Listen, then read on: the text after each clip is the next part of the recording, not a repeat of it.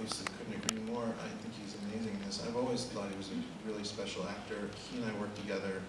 He was in the London production of my play, This Is Our Youth, in 2002, I think, and that's when we first worked together.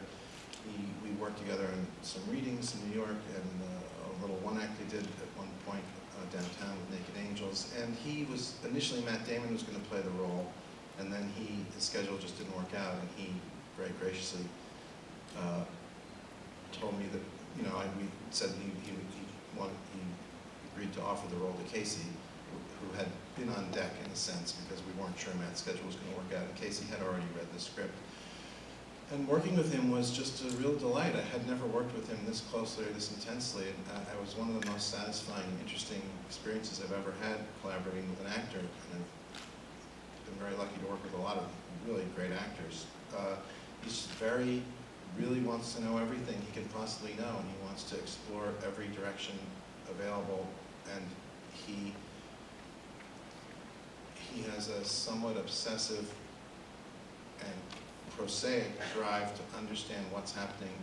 He says, well, if I'm trying to put a wall up, if you say that I'm trying to be task-oriented in this scene, why do I bother to stop and thank the doctor? And he's not picking the script apart. He's asking me how I see it and what I meant and what are we both trying to get at, and how can he be real in that moment. That's one that I always remember, because he said, this was fairly early on, and he said, well, why do I thank the doctor? I don't give a shit about him when he says, I'm sorry for your loss. And I didn't have an answer, but it felt right to me that he would say thank you. So I thought he makes you think about what you wrote and what you see is the reality of the story and of the situation. And I said, I think he doesn't skip past anything. I think he stops and does what's right in front of him.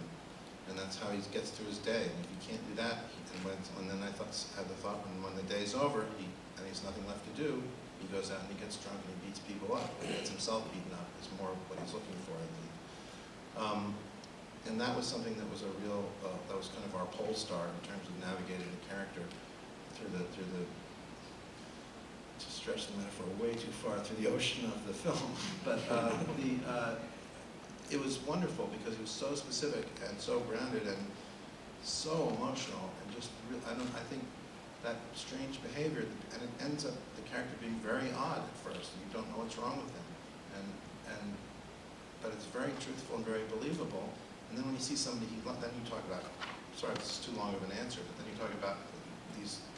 Occasionally, when he meets somebody that he likes, like the girl whose toilet he fixes, played by Quincy Bernstein at the beginning of the film, and we talked. He says, "I'm nicer to her." I said, "Well, I think you want to ask her on a date, but you're not going to do that because you don't get involved with people anymore."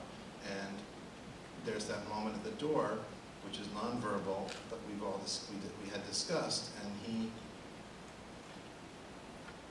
said, "Why do I don't?" He had a lot of trouble with that line he has where she says, "Can I give you a tip?" And he says, "Do you mean a suggestion?"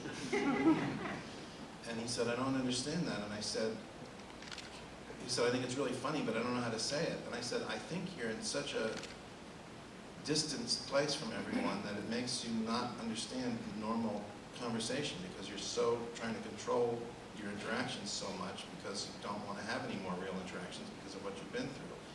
And he said, "Okay, that's sort of helpful." And anyway, so it was like that the whole time, but really fun and interesting because we got to a whole gang of places that we wouldn't have gone without it. Is it kind of a